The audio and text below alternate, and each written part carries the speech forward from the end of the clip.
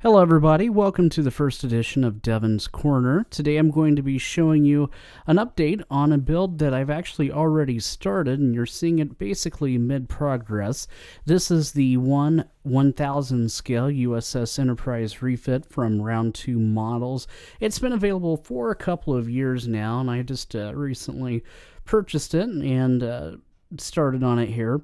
And what you're seeing here is where I've actually already primed it, and I'm still doing some puttying and sanding here and there. It is 12 and 1/4 inches long and over 35 parts, but a very easy build. And today I'm going to be giving you an overview of the kit, my thoughts on some things where maybe we could see some improvements here. Right now you're looking at the decal sheets. The first three come with the kit. This one right here that we're looking at right now is actually a supplemental decal sheet that you have to purchase separately.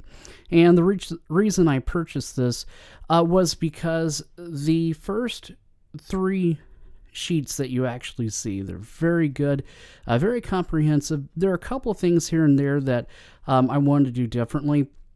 I wanted to make this the 1701A, first of all, which you cannot do with the decal sheet that's already included. You can just do the original refit. And also I was looking into doing some lit windows, and you can kind of see it here in the view there, but there are some decals that will accommodate lit windows, the ones that are included with the kit itself. They're all unlit. Now also you can make your own ships. You do not have to do the Enterprise necessarily, and you can see all of those there.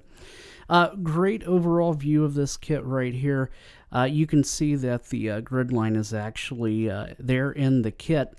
One thing that I will say, this first part right here, this is the Arboretum where it should actually go.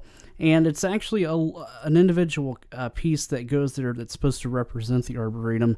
I didn't like it. It's too protruded, and you can see right here, it's actually kind of a flat look to it here. I don't have a before picture for that, unfortunately, but I'm planning to sand that flat and then make my own decals to replace those.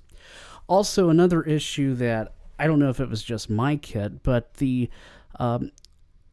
port nacelle right here was actually dipping forward when I went to do a test fit. It was not in alignment with the starboard one, which is the one off further. So the one closest to us is the port nacelle.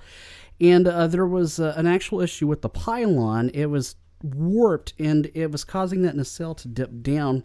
I had to loosen that up a little bit, so what I did was, I don't have a heat gun, but I took a blow dryer and I put it right there up to the pylon. That softened the plastic, and then I was able to actually align it, and then I had to splash some cold water on it to basically freeze it right there into place.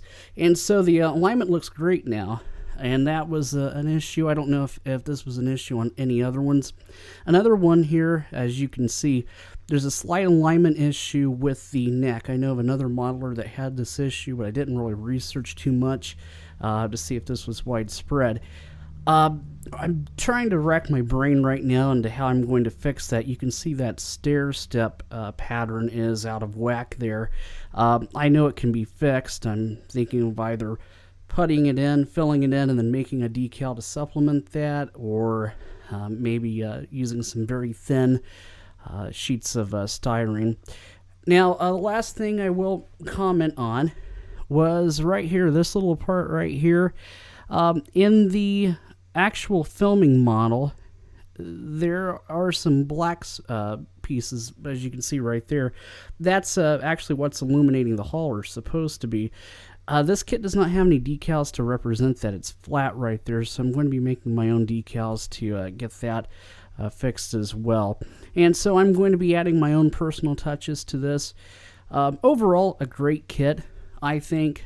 If I were to do another kit, though, what I would probably end up doing is actually filling in those grid lines, because I think they're just a little bit too big. It may not make a difference once we get those Aztec decals applied, but I might end up filling that in and adding my own grids, either through decals or something else, very lightly, just to get that toned down, to add a little more realism to it. But other than that, I definitely recommend that you guys go get this. It's a great counterpart to the 350 kit. and we'll be hopefully making some progress on this in the next week. Some of my goals here are to finish puttying up, getting everything fixed that I want to, and then I'm going to do one more final coat of primer, and hopefully everything's fixed. And then what I'm going to be doing is I'm going to be applying a base coat, a white base coat to the model. And then what we have to do is we have to add the pearlescent coating to it. It's that rainbow effect that you could really see in the first Star Trek film, especially when they were doing a lot of the fly-arounds and everything of the ship. It's a lot more intricate, especially if you're doing the 350, where you have maybe a little more leeway, you have a little more opportunity to really explore the different pearlescent colors on it.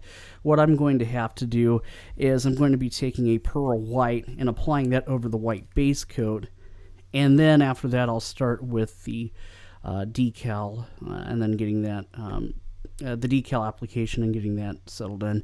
So that's where I'm at with this. Hope you enjoy this, and hope to have an update for you here within the week or so. Until then, thank you for tuning in. This has been Devon's Corner, one of what I hope are many more videos. Thank you. Bye.